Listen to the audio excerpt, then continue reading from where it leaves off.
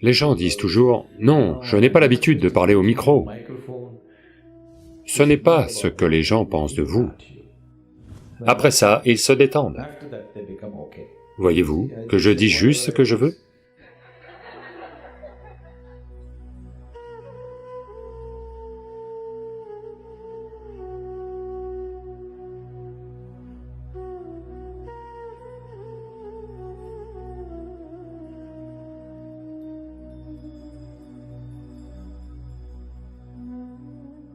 Ce n'est pas que vous vous mettez la pression, c'est juste que vous êtes passé pour un imbécile devant un groupe de gens. Donc, vous ne voulez pas passer pour un imbécile. Comment pouvez-vous vous rendre imbécile à moins de l'être? Je ne pense pas l'être.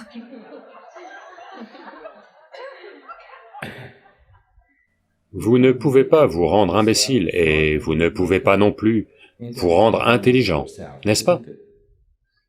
Vous êtes comme vous êtes. Maintenant, en essayant d'être plus intelligent que vous ne l'êtes, c'est là que vous vous rendez ridicule. Vous n'êtes généralement pas si dur avec vous-même s'il n'y avait pas de public qui vous regarde. N'est-ce pas? C'est juste ça. Si personne ne vous regarde et que vous vous ridiculisez, vous n'êtes pas dur avec vous-même, vous êtes très indulgent, n'est-ce pas? Oui? 10 personnes vous regardent, et maintenant, le message de votre stupidité va se répandre dans le monde. C'est cela qui vous dérange. Non, c'est votre stupidité qui devrait vous déranger. Pas la diffusion de votre stupidité, c'est votre stupidité qui devrait vous déranger, c'est là que vous allez devenir spirituel. Ce n'est pas ce que les gens pensent de vous. Vous êtes bête dans tant d'aspects de la vie, c'est cela qui vous dérange, pas le fait que 10 personnes vous regardent. Quand cela a lieu, vous allez naturellement devenir spirituel. En ce moment, votre seul souci, c'est que c'est arrivé devant 10 personnes. Je pense que c'est bien, une révélation est en cours. Maintenant, pourquoi parlez-vous en public?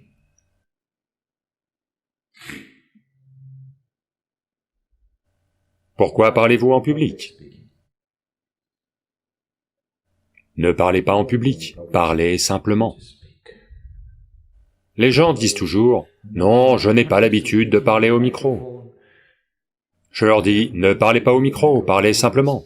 Le micro sait quoi faire. » Pourquoi devriez-vous parler au micro? Vous parlez simplement. Le micro fera ce qu'il a à faire, n'est-ce pas? Et pourquoi parlez-vous en public? S'il y a un public assis là, naturellement vous serez...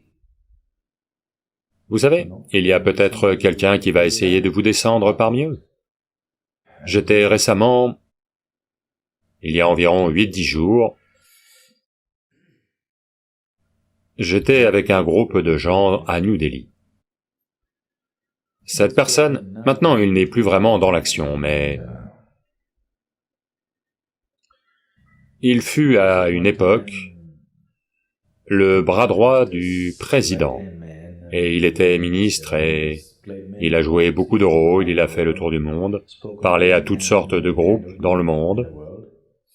On parlait juste de quelque chose et...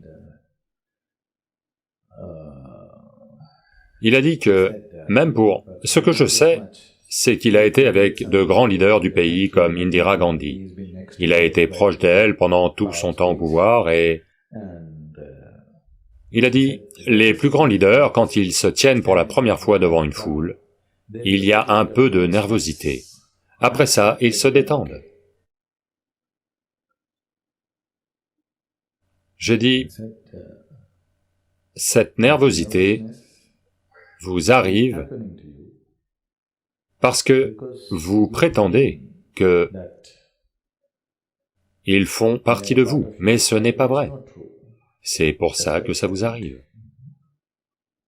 Si vous voyez vraiment que tout cela fait partie de vous, que vous ne parlez qu'à vous-même, où est la nervosité? Vous pouvez dire ce que vous voulez. Voyez-vous que je dis juste ce que je veux? Donc, ne parlez pas en public.